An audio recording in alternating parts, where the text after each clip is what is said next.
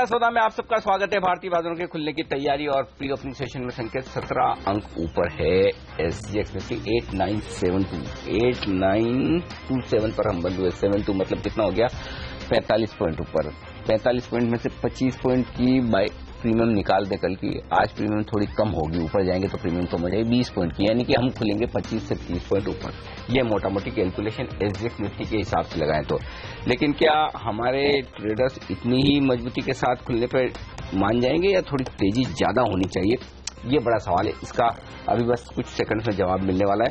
उससे पहले एक स्टॉक कोटक महिंद्रा बैंक आज फिर से एक्शन में रहने वाला है। FIs की निवेश की सीमा यहां पर खोल दी गई है और प्रमोटर्स ने हिस्सेदारी बेची, उसके बाद एक गुंजाइश बन रही। तो अमरीश, क्या है वो HDFC बैंक जैसे ही एक्शन दिखने वाला है या उतनी अफरा तफरी नहीं मचेगी? उतनी शायद नहीं मचेगी। श्योरली दिस इज पॉजिटिव, जिसके कारण मुझे लगता है कि यहाँ से भी एक शायद 15-20 रुपया चल सकता है। ओके, तो 15-20 रुपए की यहाँ पर और तेजी देखने को मिल सकती है कोटक महिंद्रा बैंक। चार्ट पर राकेश बताइए कैसा लगता है आपको? हेमंत जी, चार्ट्स तो एकदम पॉजिटिव हैं और स्टॉक एकदम एक ब्रेकआउट की कगार पे खड़ा हुआ है। कल की क्लोजिंग लगभग 825 की है।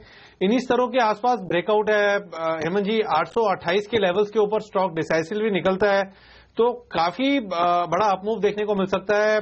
जैसे अभी अनिल जी ने प्रश्न किया था कि अफरा तफरी HDFC बैंक जैसी मच सकती है, एज ऑफ नाउ तो नहीं लगता है, बट एक बार 828 के लेवल टूटते हैं डिसाइसिवली तो अनिल जी काफी बड़ी तेजी यहां पर भी देखने को मिल सकती है। ओके, तेजी की संभावना है, ये बात सही है। वहां पर मामला 75% का था, यहाँ 40-42% का, तो जगह बाद में बनेगी इस लिहाज से। और जो प्रीमियम शायद HDFC बैंक को मिलती थी वो यहाँ नहीं मिली, लेकिन खरीदारी तो होगी, ये बात पक्की है। चलिए शुरुआत करते हैं आज के सेशन की और देख लेते हैं प्री ओपनिंग सेशन से हमें कितनी मजबूती मिलती है। और रुपए की चाल पर भी नजर रखनी होगी क्योंकि डॉलर इंडेक्स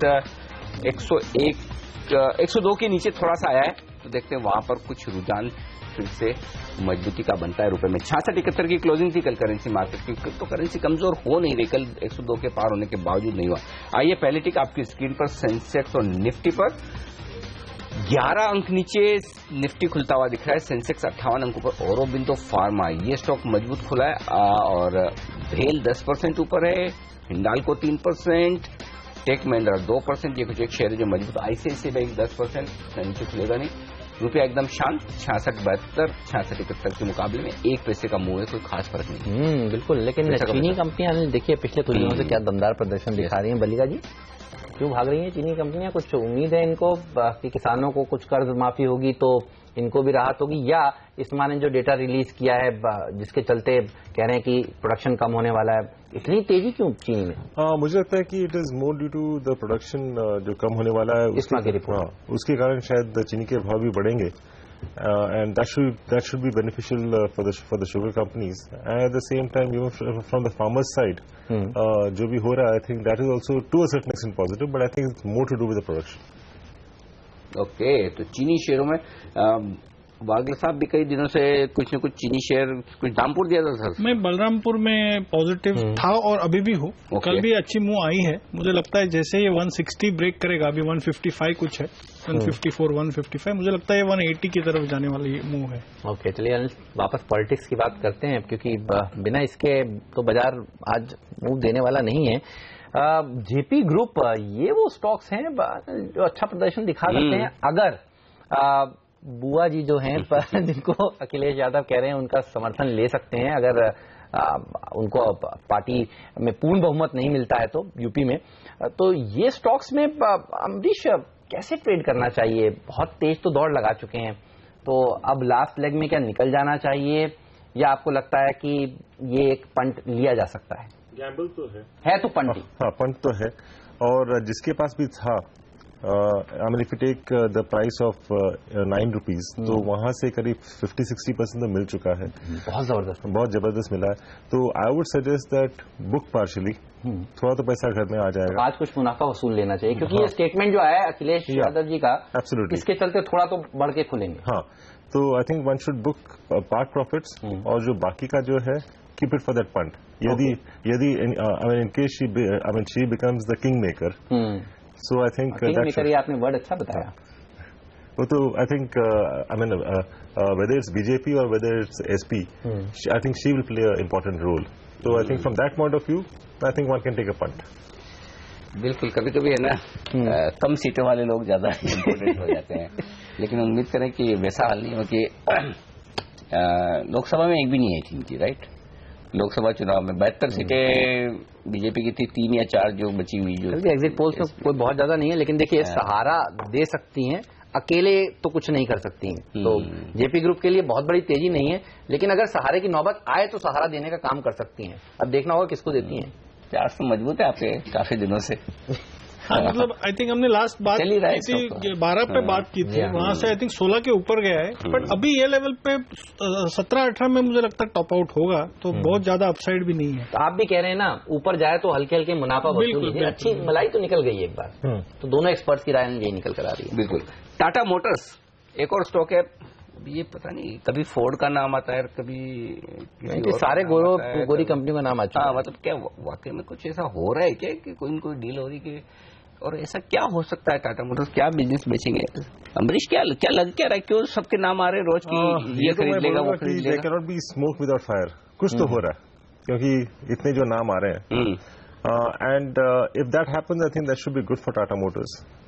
और काफी अच्छा लाइक करेक्शन दे चुका है पोस्ट द रिजल्ट्स. तो मुझे लगता है कि there is a decent upside in case any of this news comes, we could possibly see 500 plus. तो क्रिस, कल का स्टार परफॉर्मर थे ये सारे के सारे स्टॉक्स. ऑटो शेयर, जी हाँ, पीएसयू बैंक ने सबसे अच्छा प्रदर्शन दिखाया, उसके बाद सेकंड बेस्ट परफॉर्मर्स थे ऑटो शेयर.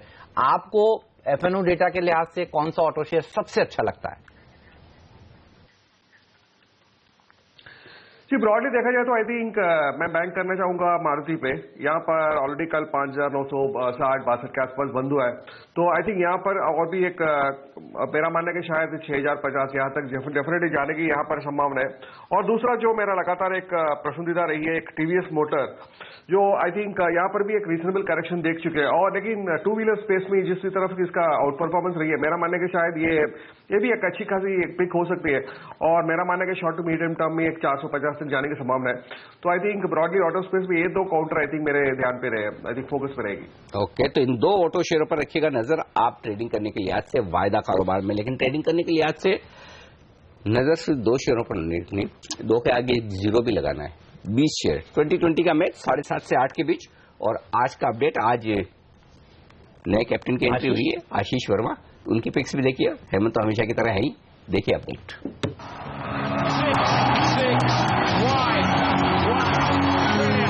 मेरी पूरी टीम पर नजर डालिए, बल्लेबाजों से फिर से भरी हुई है. और शुरुआत करिए एस्कॉट से. अच्छी रैली देखने को मिल सकती है. बाजार अब रूरल थीम के ऊपर अच्छा प्रदर्शन दिखाएगा. टू व्हीलर्स में टीवीएस मोटर्स पसंद है. एचडीआईएल अच्छा तेजी दिखा सकता है. आरसीएफ एक और रूरल सेक्टर के साथ जुड़ी हुई कंपनी. कच्चे तेल में गिरावट का फायदा यूफ्लेक्स को मिलेगा. डिपेंडेबल का दर्जा सिलेक्टर्स ने भारत फाइनेंशियल्स को दिया है. रविवार तक का बोर्ड बैठक में कुछ बड़े ऐलान निकल कर आ सकते हैं किसी प्राइवेट सेक्टर बैंक के साथ विलेक्स को लेकर.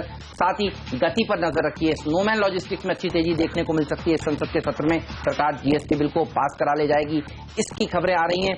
नेलकास्ट और वीआईपी, ये 2 और ऐसे स्टॉक्स हैं जहां अच्छी रैली देखने को मिल सकती है. वीआईपी इसलिए क्योंकि कच्चा तेल गिरता है तो इनको भी फायदा होता है.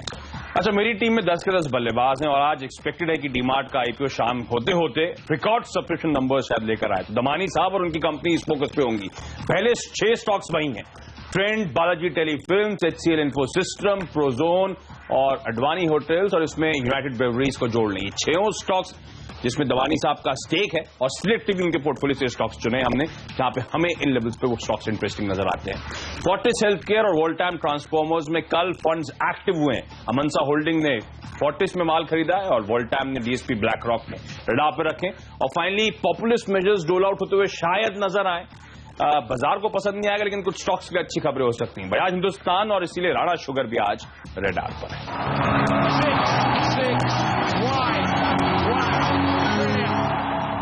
तो ये हैं वो स्टॉक्स जो सबसे अच्छा प्रदर्शन दिखा सकते हैं आज के दिन. लेकिन अनिल, डीमार्ट के आईपीओ की बात करनी जरूरी है. आज ये बंद होने वाला है और मल्लिका साहब आपने भी पैसा तो लगाया है. पैसा तो लगाया है और आप भी लगाना चाहिए यहाँ पर. लगाना तो चाहिए। सर वो आई थिंक 50 वाली लगी है, बड़ी वाली लगी है। मैं मतलब पूछने में शर्म तो आ रही है 50 वाली कैसे मुझे, लेकिन क्या है अब अलॉटमेंट शायद 50 वाली में मिले, आपने तो खैर बड़ी वाली लगी। दोनों में लगा है। फंडिंग वंडिंग लेके? फंडिंग नहीं लिया। अच्छा, फंडिंग तो लेता नहीं हो कभी। ये अगले साहब आपने भी लगाया है पैसा? नहीं, मैंने आपने अगले साल के 400 ही बन जाते हैं साहब। 25-50 शेयर में क्या आनी जानी क्यों। अच्छा नहीं, ये बताइए, सब लोग ये कह रहे हैं इतना सब्सक्राइब होगा, इतने गुना होगा, HNI कैटेगरी में देखिए क्या क्या भरी जा रही है, मिलेंगे कितने share at the end of the day? Maximum 50 से ज्यादा किसी को मिलने वाले नहीं है, चाहे आप किसी कैटेगरी में लगाओ। हाँ, HNI कैटेगरी में कोई पूरा इश्यू भर रहा हो तब तो अलग बात है वो तो, लेकिन प्रॉब्लम यही है कि भरेगा इतना ज्यादा कि आपको अपने नसीब पर भरोसा करना पड़ेगा। और मेरे ख्याल से 50 वाली कैटेगरी में भी 4 या 5 में से एक एप्लीकेशन को मिलेगा, इससे ज्यादा मिलेगा। अच्छा, अब मेरा थोड़ा कॉन्फिडेंस और इस मामले को लेकर बढ़ रहा है कि अगर म्यूजिक ब्रॉडकास्ट का IPO 40 टाइम सब्सक्राइब हो सकता है, ठीक है ना, जहां पे इतनी दमदार लिस्टिंग की उम्मीद तो नहीं है, तो फिर ये तो उससे कई गुना बेहतर रिटर्न देने की संभावना वाला IPO है। तो फिर ये तो कितना भरेगा वो वाली देखने की बात है। जो मैं इनिशियली 75 से 100 गुना का अंदाजा लगा रहा था, मुझे लगता है वो रिवाइज करना पड़ेगा और थोड़ा ऊपर की तरफ। सही बात। और HNI कैटेगरी में जो 250 गुना है उससे ज्यादा भी हो सकता है। रिटेल में जो छोटी एप्लीकेशन में सोचा था 4 गुना होगा, 4 की बजाय हो सकता है 5 गुना तक हो जाए। तो इन शॉर्ट हिस्टोरिक डे है, नोट कर लीजिए आज का दिन, क्योंकि ये हिस्ट्री क्रिएट करने वाला है। आज इस तरह के सब्सक्रिप्शन अभी तक इतिहास में किसी IPO को 1.5 लाख नहीं मिले। 2 लाख करोड़ रुपए आराम से ये बैंक्स के पास आ जाएंगे आज शाम तक। सही बात है। और इसमें even if a person is applying for 50 lakhs worth of application, मुझे लगता नहीं है कि उसको he will get more than 50, maximum यदि लक अच्छा है तो 100 मिलेगा। अच्छा, अब मैं ये सब सवाल और गर्मी जो हुई है इसके पीछे लॉजिक ये बताइए, अब निकल जाएं उन रिटेल शेयरों से जो खरीद के रखे हुए थे, या अभी भी मौका है? क्योंकि इतना पैसा रिटेल की एक कंपनी में आ रहा है, हमें बता रहे हैं 1.5 से 2 लाख करोड़ रुपए, तो ये धंधा पसंद है बाजार को या राजा किशन दमानी जी के लिए? एब्सोल्युटली रिटेल के लिए नहीं आ रहा है। It is coming from mister Damani and the performance जो उन्होंने दिखाया है लास्ट 10-15 साल में, उसके लिए आ रहा है। तो फिर राधा किशन दमानी जी की जो बहुत सारी कंपनी में इन्वेस्टमेंट है वो आज चलने वाले, आशीष ने भर भर के शेयर उतारे हैं आज उनकी लिस्ट में से। ये बताइए एक स्टॉक और जो उससे आपको पसंद है, जो राधा किशन दमानी जी ने बेट किया और आपको लगता है खरीदना चाहिए। लिस्ट सबके पास है, इंडिया सीमेंट उन्होंने खरीदा है, प्रोवोग में निवेश किया था, प्रोजोन उनके पास आ गया था, काफी सारे बढ़िया शेयर उन्होंने खरीदे हुए हैं। आपको एक सबसे अच्छा कौन सा लगता है? एक तो मैं जो बोलूंगा, जिसका नाम आपने भी लिया है, प्रोजोन, क्योंकि वहां पे काफी रियल एस्टेट है। ठीक बात है। And once REITs actually start playing out, तो उसका बेनिफिट प्रोजोन को मिलेगा। But I won't recommend at these levels, क्योंकि normally I think right now it is more less at the top. I think one should look at it closer to about 27-28। Okay, तो Prozone ज्यादा बेहतर हो सकता है, ये मानना है अमरीश का। Rakesh ji, Adani ports, Credit Suisse की रिपोर्ट है, 360 का लक्ष्य उन्होंने दिया है, खरीदेंगे आप? बिल्कुल अनिल जी, खरीदना चाहिए। इनफैक्ट हमने अपने क्लाइंट्स को 305, 306 के अराउंड 2 दिन पहले बाइंग के लिए भी रिकमेंड करा है। और जिस तरीके से इसका टेक्निकल स्ट्रक्चर है, शॉर्ट टर्म में ऊपर में 328, 329 के लेवल्स मुमकिन है, नीचे में 291 का एक स्टॉप लॉस लगाना चाहिए। ओके, पिडिलाइट ये एक और ऐसा स्टॉक है जहां पर CLSA ने अपनी कल रिपोर्ट में कहा था कि 710 के टारगेट्स देखने को मिल सकते हैं। अच्छी तेजी यहां पर देखने को मिल भी रही है। अच्छा कच्चा तेल अगर नीचे आता है तो पिडिलाइट, एशियन पेंट्स जैसे शेयर अच्छा प्रदर्शन दिखाते भी हैं। क्रिस FNO में है पिडिलाइट, आपके टारगेट्स क्या हैं?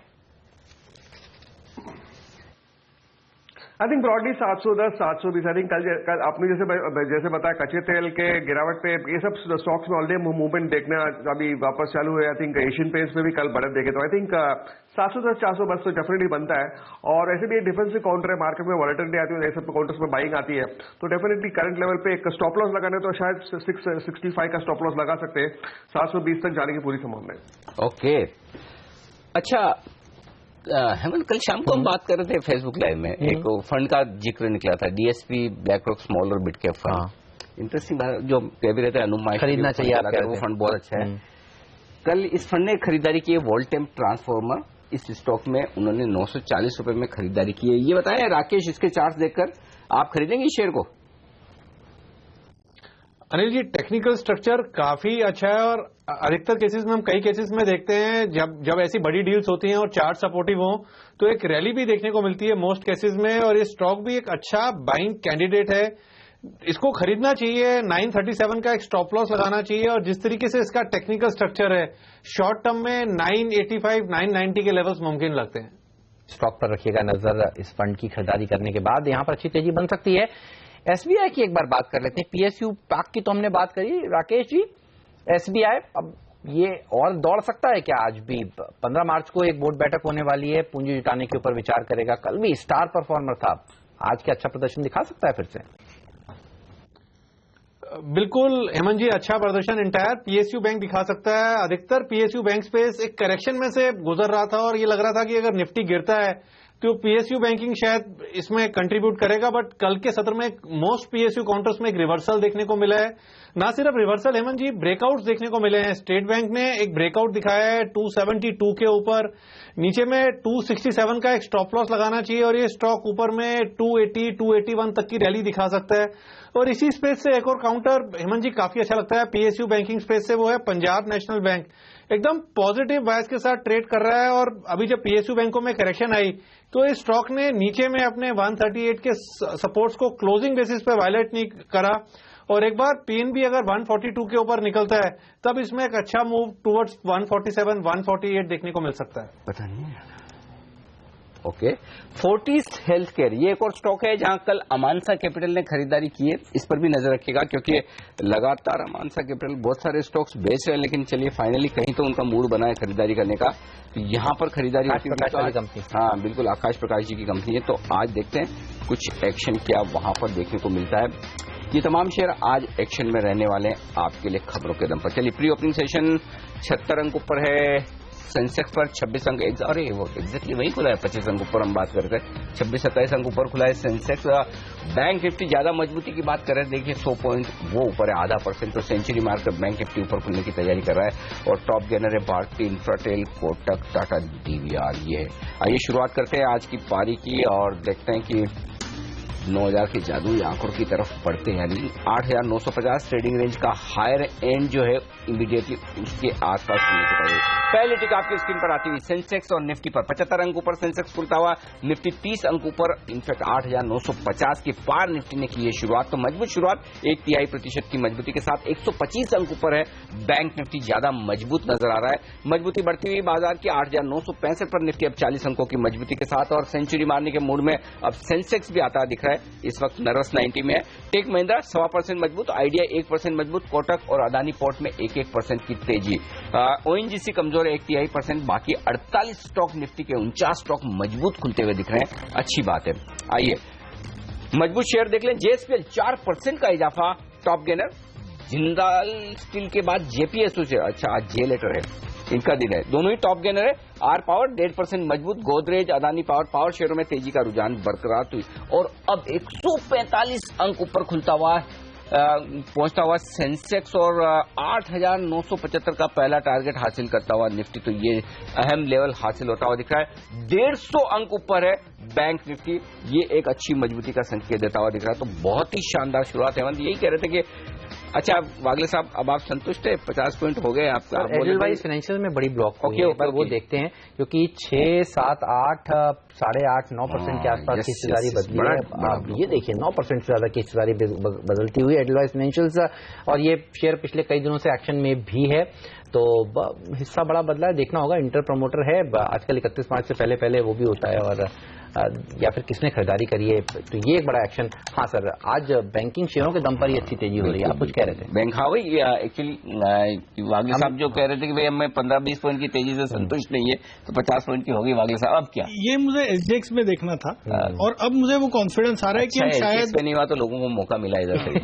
वो भी बात आपकी सही है, लेकिन अब लगता है कि शायद ये स्विंग हाई तो डेफिनेटली टेस्ट करेगा और ब्रेक भी करेगा। 8992 और अगर वो हो जाता है आज के दिन में तो फिर शायद हम आई विल टेक बैक कि नया टॉप नहीं दिखता है, वो शायद ट्यूसडे को दिखे। चलिए, तो अच्छी तेजी बनती हुई। अच्छा, कौन से वो और स्टॉक्स हैं जहां पर रैली है? तो जो बता रहे हैं जे लेटर का दिन है। देखिए, जेपी पावर में भी तेजी है, जेपी एसोसिएट्स में भी तेजी है, तो जेपी ग्रुप जो बयान दिए हैं कल अखिलेश यादव जी ने, मायावती जी के साथ ले सकते हैं वो। मायावती जी के साथ ये ग्रुप काफी क्लोज माना जाता है, बाजार मानकर चलता है, इसलिए यहाँ पर तेजी हो रही है। लेकिन हमारे एक्सपर्ट मानते हैं उछाल में निकलने का मौका है, बहुत अच्छी रैली हो चुकी है, तो ध्यान रखिएगा उस एडवाइस को। आप अडानी बात कर रहे हैं तो हाँ, मेरे ख्याल से अगर ये मायावती वाला जो फैक्टर है ये बहुत बड़ा हो सकता है इनके लिए। अगर हंग पार्लियामेंट आएगी तो मेरे ख्याल से सबसे ज्यादा शेयर यही चलना चाहिए। क्यों? लेकिन वही है जो अभी बलीगल साहब भी कह रहे थे, मलाई निकल गई है, बहुत अच्छी रैली हो चुकी है, तो अब जो है वो थोड़ा सा आखिरी का ही बाकी होगा। मतलब तो क्या इसका मतलब ये है कि वो टॉप बन जाएगा जब ये शायद, because in case BJP gets majority, government form करता है, then there is no king maker, then there is no king maker. ठीक बात है। अगर बीजेपी जीत जाती है, अच्छा बैंक निफ्टी और निफ्टी को देखकर तो बीजेपी की जीत ज्यादा ऑप्शन, मतलब कुछ भी हो सकता है, ये तो इलेक्शन है। लेकिन हाँ, लेकिन नजर रखिएगा, देखिए इस परम्यूटेशन कॉम्बिनेशन पर आपकी नजर जरूर होनी चाहिए, इसलिए हम आपको बता रहे हैं। ओएनजीसी हमारे एक्सपर्ट्स कह रहे थे यहाँ पर बिकवाली करिए, राकेश बंसल जी ने कहा देखिए सबसे ज्यादा एफएनओ में गिरने वाला शेयर यही है। पेट्रोनेट एनर्जी में भी कमजोरी देखने को मिल रही है, आइडिया भी आज नीचे कमजोरी के साथ ट्रेड करता हुआ नजर आ रहा है, और भारती में भी दबाव है। तो विस्तार से बात करेंगे टेलीकॉम शेयरों के बारे में, बहुत इंटरेस्टिंग इंफॉर्मेशन है बल्लिगा जी के पास, और इन शेयरों को वो क्लोजली ट्रैक भी कर रहे हैं। इसके अलावा अडानी पावर में अच्छी तेजी देखने को मिल रही है। अडानी ग्रुप के स्टॉक्स देखिए अच्छा प्रदर्शन दिखा रहे हैं, अडानी पावर ही नहीं, अडानी एंटरप्राइज में भी तेजी के साथ कारोबार हो रहा है। रिलायंस पावर एक और ऐसा स्टॉक है जो दमदार प्रदर्शन दिखाता हुआ नजर आ रहा है। और आर पावर पर एक राय लेना चाहता हूं राकेश जी आपसे, ये बताइए ये शेयर क्या आज और अच्छी दौड़ लगा सकता है दिन के दौरान? एक्चुअली बिल्कुल हेमंत जी दौड़ लगा सकता है। नीचे में स्टॉक का एक अच्छा सपोर्ट बना हुआ है, नीचे में एक रिवर्सल भी स्टॉक के अंदर देखने को मिला है, और स्टॉक ने इनफैक्ट 45 रुपीज के अराउंड एक डबल बॉटम लगाया हुआ है, और स्टॉक एक पॉजिटिव बायस के साथ ट्रेड कर रहा है। शॉर्ट टर्म ट्रेडिंग नजरिए से एक अच्छा ट्रेडिंग बेट साबित होगा। क्या टारगेट बता रहे हैं आप रिलायंस पावर के लिए? देखिए अनिल जी, ऊपर में 49-50 तक की रैली इजीली देखने को मिल सकती है। ये बताओ, अगर ये कोई एक इलेक्शन प्रूफ स्टॉक ढूंढना हो यूपी का तो रिलायंस पावर ही है। रोजा में इनका जो प्लांट है, हाँ प्लांट तो अपनी जगह है। अगर बीजेपी और समाजवादी पार्टी दोनों ही पार्टियों से अगर किसी की निकटता मानी जाए तो शायद अनिल अंबानी ग्रुप की हो सकती है, राइट? और अगर बीजेपी जीतती है, देखिए अनिल अंबानी ग्रुप के शेयर और अडानी ग्रुप के शेयर आज आप इसको पॉलिटिक्स के साथ जोड़कर दोनों देख तो खुद अनिल अंबानी जी समाजवादी पार्टी से सांसद भी रहे हुए हैं राज्यसभा में, तो अमरीश क्या कहेंगे आप? मतलब इससे बढ़िया कॉम्बिनेशन किसी स्टॉक के लिए हो नहीं सकता है, वो दोनों हाथ में लड्डू वाला, मतलब तो ये एक स्टॉक है। हेड्स और टेल्स वो विन करेंगे, तो मतलब खोने को कुछ नहीं है, खोने को कुछ नहीं। अच्छा, चार्ट पर अडानी पावर और रिलायंस पावर अगर आप दोनों को देखें तो आपको बेटर कौन सा दिखता है? दोनों ही अच्छा प्रदर्शन दिखा रहे हैं। आज एफएनओ में टॉप 3 गेनर्स में दरअसल दो ही है, अभी उभर कर आ रहे हैं। Between the two I will go with Adani power definitely. 3880 3870 का भाव चल रहा है, आई थिंक 39 के ऊपर निकलता है तो इसका मे बी 40-41 तक जा सकता है। पिछली बार आपने बोला था 5%, 6% भागा था। हाँ चल रहा है आई थिंक आज भी। अच्छा, ये जेएसपीएल भी आप देखिए, जो आज सिटी ने रिपोर्ट दी है जेएसपीएल की, 200 रुपए के टारगेट है। और इंटरेस्टिंग में एक्चुअली हमारा डिस्कशन रह गया, आज ही जेएसपीएल वायदा कारोबार के बैन से बाहर आया है, तो मतलब खरीदने का मौका ही लोगों को अब मिला है। अगर ये रिपोर्ट कल आती तो शायद इतनी तेजी नहीं बनती स्टॉक में, जो आज 5% की बन रही है। आज मौका है लोगों के पास। बालकृष्ण इंडस्ट्रीज इसी बीच देखिए 25% इक्विटी। आप चार्ट देखिएगा, तब तक हम बालकृष्ण एक बार देख लेते हैं कितनी बड़े ब्लॉक 25% क्या ये मुझे लगता है कुछ इंटर प्रमोटेड हुआ है, क्योंकि इतनी बड़ी हिस्सेदारी देखिए। हाँ, इसमें बताऊं पोदार परिवार में काफी फैमिली सेटलमेंट्स हुए हैं। अच्छा, तो उसके चलते प्रमोटर्स के बीच में हिस्सेदारी बदलने की बात सही है, क्योंकि ये वही हिस्सेदारी कोई फंड तो लेके लेने वाला है नहीं, नई कंपनी फिर ऐसा होगा तो बिक जाएगी। नहीं, इसमें तो क्लियर कट अंदाजा भी है। ये मेरे ख्याल से रमेश पोदार और विनय पोदार, वो जो दो भाई हैं, उनके बीच में काफी कुछ सेटलमेंट्स हुए हैं। ये तो हो सकता है उसके चलते ये बड़े ब्लॉक्स होते हुए दिखे, तो ये ब्लॉक डील उसी के चलते होती हुई नजर आ रही है। हाँ, जेएसपीएल पे अगले साहब अनिल जी 126 के ऊपर निकलता है तो फिर ये 131 का टारगेट हो सकता है। 9000 का लॉट है, तो मैं उस लिहाज से बोल रहा हूँ 126 के ऊपर ही बाय करे 124.50 के स्टॉप लॉस से। अच्छा, फिर स्टॉप लॉस बहुत छोटा हो जाएगा। हाँ, ₹1.5 का स्टॉप लॉस तभी बनेगा, अभी थोड़ा सा चॉपी हो सकता है और फिर 131 का टारगेट हो सकता है। शुगर शेयर, मवाना, राजश्री, बजाज, बलरामपुर, क्या एक तरफा तेजी यहां पर देखिए आज फिर से देखने को मिल रही है। उत्तम शुगर देखिए ये मजबूती के साथ ट्रेड करता हो, तो शुगर पैक पर नजर रखिए। जो बलिगा जी आपको बता रहे हैं कि इस्मा ने जो कहा है कि इस बार प्रोडक्शन कम होने वाला है, इसके चलते देखिए क्या अच्छी रैली बनती हुई। लेकिन भारत फाइनेंशियल इंक्लूजन्स ये वो स्टॉक हो सकता है जहां अच्छा पैसा बनाने का मौका है। और राकेश आपसे, भारत फाइनेंशियल इंक्लूजन्स 1.25% मजबूत है, टॉप 5 FNO गेनर्स में नाम दर्ज करा चुका है। दिन के दौरान और कितना दौड़ लगा सकता है? हेमंत जी, काफी पॉजिटिव स्टॉक का टेक्निकल स्ट्रक्चर है। इनफैक्ट स्टॉक ने नीचे में 840 के अराउंड एक बेस बनाया हुआ है और एक ब्रेकआउट की तैयारी कर रहा है। एक बार 870 के ऊपर डिसाइसिवली निकलता है तो काफी बड़ी तेजी टुवर्ड्स 900 प्लस लेवल्स की देखने को मिल सकती है। इसको खरीद के चलना चाहिए। तो क्या खरीद के चले, लेकिन ऊपरी स्तर से थोड़ी प्रॉफिट बुकिंग निफ्टी में आती हुई दिख रही है, थोड़ी है, ज्यादा नहीं, 10 पॉइंट ऊपर से हल्का हो, लेकिन हाँ कोई ऐसा बड़ा कमजोरी वाला संकेत तो नहीं। चलिए 10 पॉइंट तो समझ में आता है, इतना तो थोड़ी प्रॉफिट बुकिंग आएगी क्योंकि बाजार इतने गैप से खुले भागे हैं। तो और ये तो जोन भी FIs के लिए है और उनके लिए तो 8,975, 8,975, 9,000 वो रेंज है जहाँ पे उन्हें प्रॉफिट बुकिंग करनी है। तो ये थोड़ा सा माहौल। इस बीच वायदा कारोबार में आज पावर स्टॉक्स की धूम है। JSPL, अदानी पावर और रिलायंस पावर, ये 3 टॉप गेनर है। और उसके बाद भारत फाइनेंशियल इंक्लूजन। तो CNBC आवाज ने पिछले हफ्ते जानकारी दी थी कि अगली कैबिनेट की बैठक में पावर सेक्टर के लिए बड़े रिफॉर्म्स आ सकते हैं, तो ये हमने पिछले हफ्ते बताया था। तो अब महत्वपूर्ण होगा उस खबर को फॉलोअप करना।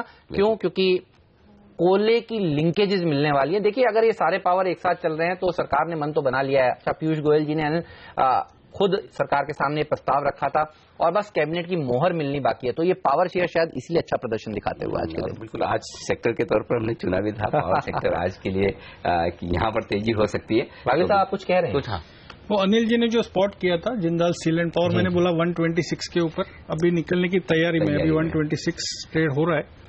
मुझे लगता है ये आपने सही लेवल पे स्पॉट किया था, मेरे रेडर में अभी आ रहा है। आराम से टिकने दें क्योंकि 6% बढ़ा हुआ है, जल्दबाजी न करें। एक्चुअली वागले साहब के लेवल्स अहम होते हैं। अगर वागले साहब बोल रहे हैं 126 के ऊपर टिके तो टिकने दें, क्योंकि बैन से बाहर निकला एक्चुअली स्टॉक। तो आज पोजीशन मुझे डर एक ही है इस स्टॉक में वागले साहब, जो मैं सावधान भी करना चाहता हूँ लोगों को, वापस बैन में न घुस जाए।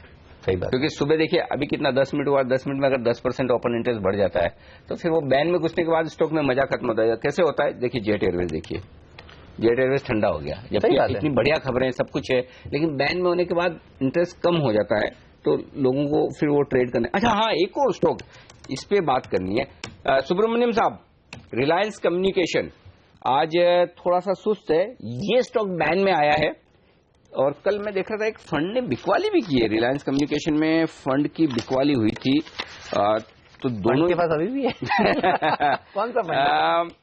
Euro Pacific growth fund. अच्छा, इन्होंने 1,65,00,000 शेयर, बड़ी क्वांटिटी, 1,65,00,000 शेयर बेचे। फंड की परफॉर्मेंस अब आनी शुरू होगी। हाँ, 3375 में इन्होंने फंड ने बेचा है।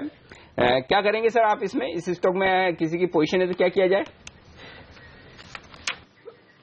जी, तेजी की पोजीशन तो बहुत ही रिस्की है क्योंकि वैसे अगर रहेगा तो 40 के आसपास भारी भरकम बिकवाली हुई है इसमें यहाँ पर, और अभी एक वापस एक 35 तोड़ने की तैयारी पे है। तो आई थिंक अवॉइड करें। आई थिंक यहाँ पर कोई ऐसा लॉन्ग ट्रेड करने का कोई संकेत नहीं है। इनफैक्ट उल्टा 40 के आसपास 38 के ऊपर अगर गया तो आई थिंक बस शॉर्ट का सोच सकते हैं। लॉन्ग तो आई थिंक इस स्टॉक पे अवॉइड करनी चाहिए। आपने फंड का नाम क्या बताया? आपने कुछ ग्रोथ शब्द जोड़ा था। Euro Pacific growth fund. तो ये तो बड़ा मतलब रिटेल इन्वेस्टर्स ने भी बेचा है ये स्टॉक। एब्सोल्युटली, फंड तो हमारे हिंदुस्तान का फंड नहीं लग रहा है एक्चुअली, डीग्रो हुआ है। Degrowth fund. एंड मुझे क्लियर लगता है कि आई थिंक 30 और 40 के ऊपर जाना टेलीकॉम स्टॉक्स पर भी आप एक बहुत इंटरेस्टिंग रिपोर्ट लेकर आए हैं, उस पर बात करेंगे। टेलीकॉम की तो समझ जो बलिगा साहब को ऐसे बहुत कम लोग हैं। अच्छा, ट्रेडिंग के लिहाज से भी सही समय पर पकड़ते हैं, सही समय पर निकल भी जाते हैं। नहीं, मैंने बहुत सारे एक्सपर्ट देखे हैं जिंदगी में जो एक साइड का तो बहुत परफेक्ट देते हैं, सही टाइम पे तेजी की बार आज देंगे या सही टाइम मंदी, लेकिन दोनों तरफ का हाँ, तो कैसेट को ए साइड से ही बजाते हैं, साइड से ही बजाते हैं। वो बड़ी चीज है, वो बलिगा साहब में, और खासतौर से टेलीकॉम सेक्टर को लेकर वो एकदम सटीक सही साबित हुआ। ब्रेक का वक्त है और ब्रेक के बाद ये सारे एक्सपर्ट हमारे साथ है, घबराइए मत। वागले साहब को हम नहीं जाने देंगे, बलिगा जी भी है और राकेश जी और क्रिस सर है, चारों आपके लिए मेहनत करेंगे। ब्रेक के दौरान ढूंढेंगे और कुछ कहीं एक्शन वाले स्टॉक्स नजर आ रहे हैं तो जल्दी आ रहे हैं, बने रहेगा हमारे साथ।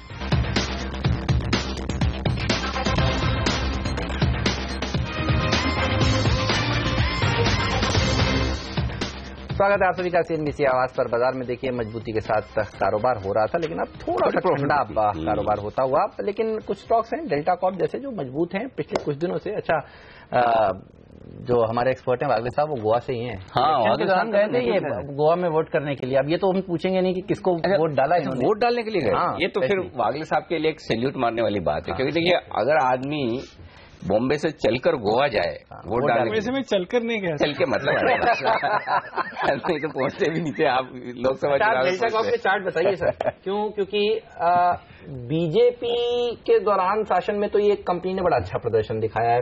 अब माना जा रहा है कि पर्रिकर साहब को शायद वापस भेजा भी जा सकता है अगर बीजेपी वहां पर सरकार बना लेती है। तो कांग्रेस कह रहा था कि कैसीनो जैसी चीजों को बंद कर देना चाहिए, तो कांग्रेस की सरकार तो बनना थोड़ा मुश्किल लग भी रहा है। नहीं, अच्छा, एक भी पोल कांग्रेस को बढ़त तो नहीं दिखा रहे। तो हम तो इलेक्शन की आज बात कर रहे हैं, पूरे शुरू से लेकर अब तक इलेक्शन के लिए एकदम क्लोज है बिटवीन कांग्रेस ना, 12 से 15 और 18 से 21 ऐसा कुछ मैंने देखा। But anyway, irrespective of that मुझे इसमें कोई वीकनेस नहीं दिखती है। मैंने 180 के टारगेट, वीकनेस की बात छोड़िए सर, स्ट्रेंथ बताइए। अगर मैं तो सिंपल सवाल ये है कि अगर बीजेपी की सरकार गोवा में भी बन जाती, जो सारे लोग कह रहे हैं, तो फिर डेल्टा के लिए तो रास्ता साफ है। फिर तो कोई ये लाइसेंस ये वो सारे झंझट ही खत्म हो गए ना।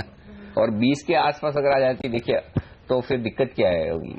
फिर तो सबसे ज्यादा पावर में तो देखिए ये जो हमारे यहाँ ग्राफिक्स में चल रहा है, सबसे ज्यादा तेजी तो बीजेपी को ही मिल रहे हैं number of seats in Goa. Sir बताइए फटाफट टारगेट। मैं 180 की बात करूंगा। 173 174 है, तो 180 जब तक क्रॉस नहीं करता है, जल्दी में नहीं रहना, मतलब वन वे मूव तो नहीं आएगी। 180 क्रॉस करने के बाद फिर 210 215 का व्यू बनता है। तो 180 के लेवल के ऊपर ही खरीदिए, अभी मत खरीदिए, ये राय निकल कर आ रही है। लेकिन देखिए हम आपको लगातार बता रहे हैं हर शेयर को किस तरह से इलेक्शन के साथ जोड़कर देखा जा सकता है। तो कनेक्शन है 175 के आसपास आपको पसंद है? अमरीश क्या कहेंगे आप? काफी चल चुका है। और बिकॉज ऑफ दिस न्यूज शायद और एक 10-15 रुपए चले, but we should remember that it has moved up from levels of close to 100-110। तो 70-80% प्रॉफिट मिलता है, तो it's prudent to book out. चलिए, तो ट्रेडिंग मूव्स हो सकता है आपको इलेक्शन के रिजल्ट्स के बाद मंगलवार को देखने को मिल सकते हैं। लेकिन ये बात तो बिल्कुल सही कह रहे हैं बलिगा साहब की बहुत अच्छी रैली यहाँ पर देखी जा चुकी है। बलिगा साहब, टेलीकॉम स्टॉक्स पर भी बताइए अब क्या व्यू बन रहा है? इनफैक्ट हम लोग बात कर रहे हैं एग्जिट पोल्स पे, तो I think people have missed out on a small news item. बड़ा न्यूज आइटम है, but it has become small because of exit polls. Government to auction 5G spectrum in frequencies of 3000 megawatts. मतलब 5G की बात कर रही है सरकार और ये कंपनियां 4G पे हैं। या and the amount of investments जो सभी ने किया है 4G पे, I really don't know whether they can recover that with in the next 2 years, by which time will have 5G। जो 3G का हुआ है, शायद यदि वो 4G का भी होता है व्हेन 5G कम्स, तो शायद it could be quite negative for all the telecom stocks, क्योंकि I don't think they can recover the investments in 2 years। लेकिन 5G मेरे ख्याल से अभी क्या कुछ आइडिया है, मतलब अमेरिका वगैरह में 5G चल रहा है या मतलब अभी वहां क्योंकि देखो हम तो उनसे बहुत पीछे हैं, तो हमारे आने में तो थोड़ा टाइम लग जाएगा। चालू तो हो रहा है, नहीं है। अब हम सबसे ज्यादा डेटा कंज्यूम करने वाले करने में तो हम सबसे आगे हैं। No, but the same time government ने जो स्टेटमेंट दिया है that we should be among the first. ठीक बात है।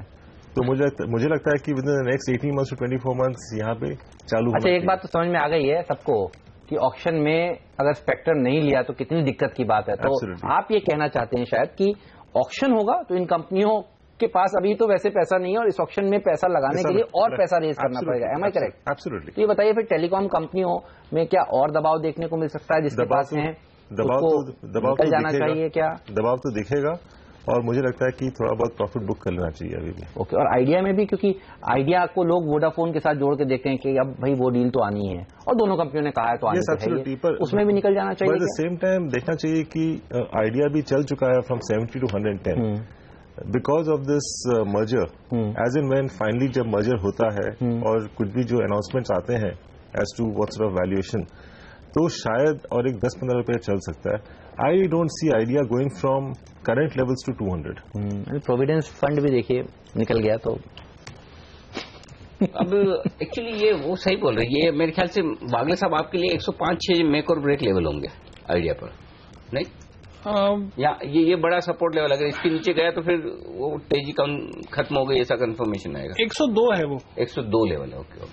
अच्छा चलिए, हम सब तेजी की बात करें, बाजार थोड़ा ऊपर से नीचे है. एक स्टॉक क्या वहां पर मंदी हो सकती थी कि ऑयल एंड गैस स्पेस के शेयर ढीले हो रहे हैं. ओएनजीसी से तो हमारे सारे एक्सपर्ट ने मंदी कह दी. पेट्रोनेट एलएनजी, ये स्टॉक देखिए राकेश, चार्ट्स पर क्या मंदी के संकेत दे रहा है क्या? क्योंकि स्टॉक 0.5% कमजोर है, यहाँ ओपन इंटरेस्ट 2% बढ़ा है. आईजीएल भी थोड़ा कमजोर हो रहा है, ओएनजीसी कमजोर हो रहा है, पेट्रोनेट एलएनजी कमजोर हो रहा है. तो ये शेयरों में जो कमजोरी हो रही है, क्या पेट्रोनेट एलएनजी शॉर्ट है आपकी चार्ट्स पर? Anil ji, definitely Petronet LNG का टेक्निकल स्ट्रक्चर खराब है. ऑलरेडी ये स्टॉक 390 के नीचे वायदा बाजार के अंदर एक ब्रेकडाउन दे चुका है और एज ऑफ नाउ स्टॉक मंदी के अंदर ही है. बिकवाली ही करनी चाहिए और नीचे में स्टॉक 381, 382 तक नीचे में गिरने का दम रखता है. तो आप तो एडलवाइज फाइनेंशियल्स बताइए. देखिए, हमने आपको बताया सबसे पहले कि 9% से ज्यादा हिस्सेदारी बदली, 128 रुपये 25 पैसे पर बदली और अब आप देखिए भाव 136-37 रुपए. क्या दौड़ लगा रहा है ये स्टॉक का. और पिछले 2 दिनों से यहाँ पर एक्टिविटी काफी अच्छी देखने को मिल रही थी. क्या और ऊपर जा सकता है ये, और क्या टारगेट है? हेमंत, मैं ये लेवल पे भी बाय करने को तैयार हूँ, क्योंकि अभी तक का जो वॉल्यूम है वो normal daily volume, normal last 10 दिन के वॉल्यूम से कई ज्यादा है और पूरा दिन बाकी है. तो ये संकेत है कि कुछ ना कुछ पॉजिटिव हो रहा है. तो अगर आप अभी लेते हो 137-137.30 में 133 का स्टॉप लॉस रखे और मुझे लगता है ये 145 के ऊपर जाना चाहिए. पिछले एक हफ्ते का चार्ट एनालिसिस इसका उठाकर देखिए, क्या दमदार तेजी देखने को मिल रही है. पिछले 3 महीने में तो दौड़ा ही है. राकेश झुंझुनवाला जैसे बड़े ब्रोकरेज हाउसेज लोग भी इस पे बुलिश हैं. और 3 डिजिट का टारगेट, 300 रुपए का टारगेट आप बता रहे हैं इन्वेस्टर्स के लिए. अच्छा, एक बड़ी बात, बैंक बनना चाहते हैं ये, और बैंक बनने के लिए कुछ कमोडिटी कारोबार से अलग भी होना चाहते हैं. ये एक बड़ा डेटा पॉइंट सामने आया. ये बताइए आप कैसे देखते हैं इसको, बलिया साहब? एडलवाइज में जॉब किया हुआ है ना आपने, शायद, इफ आई एम करेक्ट, है ना? और इनफैक्ट प्रमोटर्स को तो आप कहीं से पहचानते हैं. But then after the sort of move जो हमने देखा है, I have booked out to a very large extent. ठीक है, आपने अपना वसूला होगा. आपकी तो एंट्री, आपको तो ESOPs मिले होंगे ना? ESOPs मिले भाई, आपको तो ESOPs मिले. चलिए, लेकिन आप नए इन्वेस्टर की तरह बताइए, पुरानी वाली चीज बिल्कुल भूल कर, ये आपको इस लेवल पर कैसा लगता है? यदि बैंक बनता है तो ही यहाँ से बहुत ज्यादा तेजी आ सकती है. But then on its own I think already it has reached the sort of saturation levels जहां से बहुत ज्यादा बढ़ना मुश्किल है विदाउट बिकमिंग अ बैंक. यहाँ पर अभी थोड़ा भागा हुआ शेयर, और अमरीश देखिए कोशिश है और सही भी है कि जो जिन शेयरों में ज्यादा तेजी, थोड़ा इंतजार कर ले. आज नहीं खरीदेंगे तो मंडे देख लीजिए, ट्यूसडे आई मीन देख लीजिए, रिजल्ट के बाद देख लीजिएगा. तो ऐसा तो है नहीं कि सब. अच्छा, बैंक बनने के लिए इंतजार नहीं करना पड़ता अब तो ऑन टैप है. तो आप मर्जी को जब लगे आप बैंक बनने के लायक हैं, आप जाइए, एप्लीकेशन दीजिए, उनको लगता है तो वो मंजूर कर देते हैं. तो वो दिन गए कि प्रोसेस आसान हो गया, प्रोसेस बहुत आसान हो गया. ठीक बात है. तो ये एक साफ संकेत इस वक्त है आपके लिए कि इस स्टॉक पर. गोदरेज इंडस्ट्री, जाते जाते एक इस पे राय दे दीजिए आप क्रिस सर. स्टॉक 1.25% मजबूत है और ओपन इंटरेस्ट में 5% का इजाफा हुआ है. कोई लॉन्ग या शॉर्ट पोजीशन बनाने का मौका है आपके लिहाज से? जी, आई थिंक ये लॉन्ग कैंडिडेट है, क्योंकि अगर आप देखें तो ये लॉन्ग टर्म चार्ट्स पे काफी अच्छी परफॉर्मेंस, आउट परफॉर्मेंस देखने को मिली है. और इनफैक्ट अभी एक रिस्क रिवॉर्ड के लिहाज से आई थिंक एक अच्छी ये बाई भी बन सकती है. 470 का एक स्टॉप लॉस लगा ले. आई थिंक 520-25 तक, यानी कि प्रीवियस है, तोड़ने की पूरी संभावना है. मेरा मानना है कि शायद यहाँ पर एक लॉन्ग करके जानी चाहिए. ओके, तो ये रहा एक गोदरेज पर. इस शेयर पर भी नजर रखिएगा. लेंगे हमारे एक्सपर्ट से विदा. अमरीश बलिगा साहब, संदीप वागले साहब, राकेश बंसल जी, क्रिस सुब्रमण्यम जी, आप सबका शुक्रिया समय निकालने के लिए और आज इस चर्चा में शामिल होने के लिए. लेंगे एक छोटा सा ब्रेक और ब्रेक के उस पार एक और एक्सपर्ट, दमदार एक्सपर्ट हमारे साथ जुड़ने वाले हैं. जी हाँ, सिट्रस एडवाइजर्स के फाउंडर संजय सिन्हा साहब. उनसे जानेंगे कि उन्होंने किस तरह से रीड किया एग्जिट पोल के आउटकम को और इलेक्शन से पहले उनकी क्या रणनीति है. इस सब पर बात ब्रेक के बाद.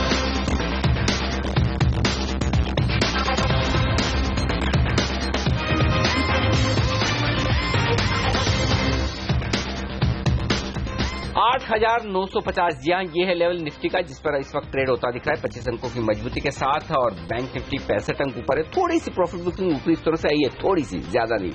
लेकिन एक और स्टॉक बड़े एक्शन दिखाते हुए, महिंद्रा हॉलीडेज, इस स्टॉक में देखिए 7.5% के आसपास की हिस्सेदारी बदली। अब ये भी हिस्सेदारी वाकई में प्रोमोटर्स के बीच का मामला है या एक्चुअल फंड की, क्योंकि इसमें थोड़ा सा मुझे डाउट है कि हो सकता है फंड की खरीदारी भी हो। पिछले 2-3 सेशन में कुछ फंड्स यहां पर एक्टिव होते हुए दिखे और मैं याद तो नहीं कर पा रहा हूं, लेकिन 2 दिन पहले ही यहां पर परसों के सेशन में भी कुछ फंड ने बड़ी खरीदारी की थी। तो महिंद्रा हॉलीडेज हो सकता है, हाँ शायद एसबीआई और डीएसपी 2 फंड खरीद कर गए थे। अब कुछ फंड की खरीदारी हुई है, हमारी रिसर्च टीम आपको थोड़ी देर में डिटेल्स भेजेगी। यहां पर एक बड़ा ट्रेड हुआ है 65,20,000 शेयरों का महिंद्रा हॉलीडेज में 414 रुपए में। ओके, स्टॉक में एक्शन हो गया है, ऑलरेडी स्टॉक चल चुका है। चलिए, ये है स्टॉक एक और जहां पर एक्शन तेजी की तरफ होता हुआ दिख रहा है हमें। बिल्कुल दमदार प्रदर्शन दिखाता हुआ। तो एडलवाइज देखिए जहां ब्लॉक हुआ वहां से रिकवर हुआ। महिंद्रा हॉलीडेज देखिए जहां ब्लॉक हुआ उसके बाद तेजी देखने को मिली। तो बाजार में गर्मी काफी है और इसी गर्मी पर बात करने के लिए हमारे साथ एक और एक्सपर्ट जुड़ चुके हैं, सिट्रस एडवाइजर्स के फाउंडर संजय सिन्हा साहब। स्वागत है सर आपका सीएनबीसी आवाज पर। सबसे पहले तो आपसे एग्जिट पोल्स को आपने किस तरह से रीड किया, इसी पर राय लेना चाहूंगा, बताइए सर। देखिए, एग्जिट पोल को लेके कई अटकलें हैं। हालांकि इलेक्शंस तो हुए 5 स्टेट में, बट सारा बाजार का ध्यान जो है वो केंद्रित है यूपी में। मैं समझता हूं बाजार के पर्सपेक्टिव से अगर हम देखें तो बाजार के लिए 2 ही पॉसिबिलिटीज हैं। एक कि बीजेपी को बहुमत मिले और वो सरकार बनाए, और दूसरी कि किसी पार्टी को इतनी बहुमत ना मिले कि वो सरकार बनाए, इसलिए उसे गठबंधन की सरकार बनानी पड़े। अगर मैं देखूं कि इसका प्रभाव बाजार पे क्या होता है, तो मुझे लगता है कि जो पहला ऑप्शन है कि बीजेपी को बहुमत मिले वो सरकार बनाए, तो जिस कगार पर हम खड़े हैं 9,000 निफ्टी के लेवल पे, प्रीवियस हाई के थोड़े से नीचे, तो वो मोमेंटम बाजार को चाहिए कि वो इस लेवल को तोड़ जाए। बाजार सहमा हुआ बिल्कुल है, क्योंकि दूध का जला छाछ भी फूक फूक के पीता है। दिल्ली में हमने देखा एग्जिट पोल के रिजल्ट्स और एक्चुअल रिजल्ट्स में काफी डिफरेंस था। बिहार भी वही एक्सपीरियंस था। इसी के लिए बाजार एग्जिट पोल को शायद फेस वैल्यू पर नहीं ले रहा है। 11 मार्च की मतगणना को वो ज्यादा इंपॉर्टेंस देगा। तो ये तो पहली पॉसिबिलिटी हो गई। दूसरी जो पॉसिबिलिटी है कि गठबंधन की सरकार, मुझे लगता है कि गठबंधन की सरकार या तो बीजेपी बनाए या समाजवादी पार्टी बनाए, कुछ समय के लिए एक अनसर्टेनिटी सा पैदा हो जाएगा। और जिस बैकग्राउंड में ये अनसर्टेनिटी पैदा हो रहा है, जैसे कि 14 मार्च को फेड की मीटिंग है, रेट हाइक की संभावना है, और ये जो अटकलें लगी रही होंगी कि कौन सी सरकार बन रही है यूपी में, तो मुझे लगता है ये बाजार में शॉर्ट टर्म के लिए कुछ वीकनेस पैदा कर सकता है। लेकिन अगर हम इसे थोड़ा सा आगे देखें तो मुझे लगता है कि ये बाजार की जो हर स्टेट इलेक्शन को वो सेंट्रल गवर्नमेंट का रिफरेंडम मान के चलती है, आई थिंक वो उचित नहीं है। लेकिन शॉर्ट टर्म में ये सेंटीमेंट को जरूर अफेक्ट करता है। लेकिन चूंकि ये डीमोनेटाइजेशन के बाद इलेक्शन हुआ है, तो ये शायद सरकार की इकोनॉमिक पॉलिसीज का रिफरेंडम माना जा सकता है। तो अगर मैं देखूं कि यूपी इलेक्शन का महत्व क्यों है, तो वो इसलिए है क्योंकि यूपी में राज्यसभा की 30 सीटें हैं। हमने देखा है पिछले 2.5 सालों में कुछ इकोनॉमिक पॉलिसीज सरकार ने इनिशिएट किए, वो जाके राज्यसभा में अटक गए क्योंकि वहां पर उनकी मेजॉरिटी नहीं है। तो यूपी में अगर उनको मान लीजिए, अगर मैं एग्जिट पोल को फेस वैल्यू पे लेता हूं, मान लीजिए उनको 200 के आसपास भी सीट मिलते हैं, तो मेरे ख्याल से कम 15 तो राज्यसभा के मेंबर बीजेपी के अब आ जाएंगे अगले राज्यसभा इलेक्शन में। सो उनकी स्थिति जो है वो सेंटर में स्ट्रांग हो जाएगी, और अगर उनको बहुमत मिलता है तो और भी अच्छा। जो तीसरी जो है इम्पोर्टेंट फैक्टर, वो ये है कि चूंकि डिमोनेटाइजेशन के बाद ये मतगणना हो रही है, तो कितना वोट शेयर बीजेपी को गया है, वो सरकार को एक बहुत महत्वपूर्ण इशारा देगी कि वो इकोनॉमिक पॉलिसीज के प्रति जो उनका कदम वो बढ़ा रहे हैं वो किस तरह से लें। तो मुझे लगता है कि अगर बहुमत की सरकार बनती है, तो अब जब सरकार की पॉलिसी बनेगी वो 2019 को ध्यान में रख के नहीं बनेगी, वो अब 2024 को ध्यान में रख के बनेगी, क्योंकि वो सरकार को एक इशारा हो जाएगा कि उन्हें 2019 में भी जो जनता है उनका समर्थन मिलेगा, इवन फॉर बोल्ड पॉलिसीज। तो बाजार मुझे लगता है कि भले शॉर्ट टर्म में वीक हो जाए, लेकिन मीडियम टू लॉन्ग टर्म में इस वीकनेस का फायदा बाजार को के जो लोग बाजार से बाहर हैं उनको वो फायदा उठाना चाहिए, क्योंकि ये बहुत अच्छा भारतीय बाजार के लिए होगा। तो ये है मेरी असेसमेंट एग्जिट पोल्स की। ओके, तो ये अलग अलग सिनेरियो है सर। अब एक वर्स्ट केस की बात करते हैं कि भाई सरकार बने ही नहीं बीजेपी की, भले ही सिंगल लार्जेस्ट पार्टी भी आ जाए और एसपी बीएसपी मिलकर सरकार बनाए, तो फिर बाजार में करेक्शन कितना हो सकता है? मुझे लगता है कि देखिए निफ्टी में 500 पॉइंट का करेक्शन उस कंटेक्स्ट में हो सकता है। अगर बीजेपी की गठबंधन की सरकार बनेगी तो करेक्शन तब भी होगा, लेकिन थोड़ा कम होगा। लेकिन अगर दूसरी कोई गठबंधन बनती है तो बाजार चूंकि ना शॉर्ट टर्म में सेंटीमेंट से प्रभावित होता है, और अभी सारी एक्सपेक्टेशन बाजार में अगर आप देखें तो फैक्टर्ड इन यही है कि बीजेपी की सरकार बनेगी। तो मैं समझता हूं कि 500 पॉइंट तक का करेक्शन हो सकता है अगर किसी और गठबंधन की सरकार बनती है। चलिए सर, तो हम तो अच्छी बात सोच रहे हैं अभी कि बीजेपी सरकार बना ले जाती है, और फिर इसको इस तरह से भी देखा जाएगा कि जो नोटबंदी का काम किया गया उससे तो दरअसल फायदा हुआ है, नुकसान तो कम से कम नहीं हुआ है, और एग्जिट पोल्स तो यही बता रहे हैं अब तक कि ये इनके फेवर में जाएगा। तो कुछ और मेजर्स सरकार की तरफ से फिर अपेक्षा करनी चाहिए क्या? एंटी करप्शन से जुड़े हुए जो बड़े बिल्स की बात सरकार ने करी है, और ये फिर क्या बैंक्स को के लिए अच्छी खबर मानी जाएगी, बाजार के लिए अच्छी खबर मानी जाएगी, ज्यादा से ज्यादा लोग टैक्स भरेंगे, ये अच्छी खबर मानी जाएगी? इसको आप किस तरह से देखते हैं? देखिए, कुछ हद तक तो नोटबंदी का असर ऑलरेडी पड़ना शुरू हो गया है, क्योंकि जो टैक्स के प्रति डिस्क्लोजर का जो एटीट्यूड था वो पहले से सुधर गया है। लेकिन मेरा अपना व्यू है कि जो हम नोटबंदी के द्वारा जो ब्लैक मनी का प्रोपोर्शन जो हम लोगों ने अटैक किया वो सिर्फ 5% ही था। करीब 90 से 95% हिस्सा जो है वो फिजिकल एसेट्स में है, जैसे कि गोल्ड और रियल एस्टेट। अगर सरकार को ये सिग्नल मिल गया कि उनके जो ये कदम हैं जो अपनी इकोनॉमी को साफ करने के प्रति हैं, तो मेरे ख्याल से उनकी अगली कदम जो होगी वो बेनामी प्रॉपर्टी और जो फिजिकल एसेट जैसे गोल्ड में अगर छुपा हुआ धन रखा गया है तो उस पर होगी। इसका मुझे जो लगता है कि जो ट्रांसलेशन होगा, लोगों का रुझान फिजिकल एसेट से हटके फाइनेंशियल एसेट्स के प्रति बढ़ना शुरू हो जाएगा। कुछ तो हम अभी भी देख रहे हैं कि वो शिफ्ट शुरू हो गया है। आरबीआई की जो लास्ट फिगर्स आए हैं उससे भी झलक रहा है। तो मेरे ख्याल से स्ट्रक्चरल एक बड़ा अच्छा ट्रांजिशन बाजार के लिए होना शुरू हो जाएगा। दूसरी बात यह है जो मैं देख रहा हूं डिमांड के पर्सपेक्टिव से। देखिए, नोटबंदी को लेकर हम इतने आशंकित थे कि उसका प्रभाव डिमांड पर बहुत लंबा पड़ेगा, लेकिन अगर आप देखिए जो इंडस्ट्री के नंबर्स आ रहे हैं उसको देख के ऐसा नहीं लग रहा है कि नोटबंदी का बहुत बड़ा प्रभाव डिमांड पे पड़ा है। तो ये अगर मोमेंटम बिल्ड होता है डिमांड का, तो जो हमारी बहुत दिनों की शिकायत है कि प्राइवेट सेक्टर इन्वेस्टमेंट वो आगे नहीं बढ़ रहा है, तो मेरे ख्याल से अगले 5 से 6 क्वार्टर के अंदर कैपेसिटी यूटिलाइजेशन बहुत सारे सेक्टर्स में 75 से 80% की तरफ के हद तक हो जाएंगे, और तब जो प्राइवेट सेक्टर डिमांड है वो बढ़ना शुरू हो जाएगा। साथ ही टैक्स कलेक्शन जो इंप्रूव हो रहा है उससे सरकार को वो सहूलियत मिल जाएगी कि वो इंफ्रास्ट्रक्चर पे स्पेंडिंग ज्यादा बड़ी मात्रा में करे। तो शॉर्ट से मीडियम टर्म में सरकार की पहल होगी इन्वेस्टमेंट डिमांड पे, और उसके बाद का जो फेज है जो मैं समझ रहा हूं कि 4 से 6 क्वार्टर के अंदर में हो जाना चाहिए, वो इन्वेस्टमेंट डिमांड जो है वो प्राइवेट सेक्टर से आना शुरू हो जाएगा। ये इंटरेस्टिंग चीज है। सर ये बताएं कि ये फेड की मीटिंग जो होनी है 15 को, इलेक्शन के बाद वो अगला ट्रिगर, ब्याज दरें बढ़ना डिस्काउंट हो गया या वहां ब्याज दरें बढ़ाएंगे तो फिर और हम गिरेंगे अभी? देखिए, अगर आप मार्केट पार्टिसिपेंट से बात करें तो जैसा पोल भी आ रहा है 86% ओपिनियन है कि रेट हाइक होगा। हाँ, लेकिन अगर आप देखिए तो उस अनाउंसमेंट का इम्पैक्ट बाजार के लेवल पे नहीं पड़ा, यानी कि न्यूज एक्सपेक्टेड है बट बाजार के लेवल पे डिस्काउंट नहीं हो रहा है। इन द सेंस कि अगर रेट बढ़ता है तो फिर फॉरेन पोर्टफोलियो फ्लोज का भारत से के बदले कहीं और यूएस में जाने की संभावना बढ़ती है, एग्जिस्टिंग फ्लो में से भी कुछ हिस्सा हो सकता है कि रीएलोकेट हो, वो अब तक दिखा नहीं।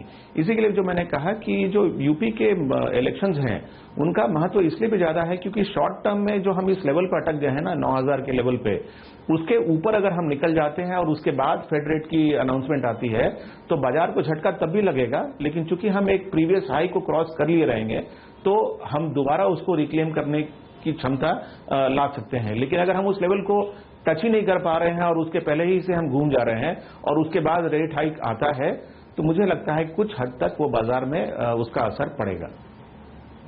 ओके, बहुत बहुत शुक्रिया सर आपका हमारे लिए वक्त निकालने के लिए और इन दोनों ही घटनाओं को पूरा विस्तार से अच्छा विश्लेषण करके हमारे दर्शकों को बताने के लिए। बाजार 60 अंक ऊपर सेंसेक्स पर है और 29,000 के लेवल के बेहद करीब है सेंसेक्स और निफ्टी 8,950 पर। जाते जाते एक स्टॉक पर रखिएगा नजर और वो है डीसीबी बैंक। इस स्टॉक में जबरदस्त पोजीशन बनती हुई दिख रही है और तेजी के साथ बनती हुई दिख रही है। तो आज वायदा कारोबार का टॉप गेनर तो है जेएसपीएल, यहाँ सिटी की रिपोर्ट और बैन से बाहर निकलने का फायदा मिल रहा है, 5% ऊपर और 15% वहां ओपन इंटरेस्ट बढ़ा है। लेकिन बिना किसी खबर के जो तेजी डीसीबी बैंक में होती हुई दिख रही है, देखिए किस तरह से शुरुआत उतनी दमदार नहीं हुई लेकिन पिछले कुछ मिनटों में बड़ी तेजी बनती हुई दिख रही है और स्टॉक 3% की मजबूती के साथ ट्रेड कर 13% ओपन इंटरेस्ट बढ़ा है। कुछ तो बड़ा एक्शन हो रहा है इस काउंटर पर। चलिए तो इस पर नजर जरूर रखिएगा बचे हुए सेशन के लिए। लेकिन बाजार ने अच्छी पॉजिटिव शुरुआत की और अपनी तेजी को होल्ड करने की कोशिश कर रहे हैं तमाम इंडेक्स। पहला सलाह मैच के लिए इतना ही। लेकिन आप बने रहिए सीएनबीसी आवाज के साथ। प्रियंका संभव दिल्ली से हमारे साथ जुड़ेंगी जो लेकर आएंगी कमोडिटी बाजार की ओपनिंग से लेकर आपके तमाम सवालों के जवाब तक। हम दोनों को दीजिए इजाजत। नमस्कार।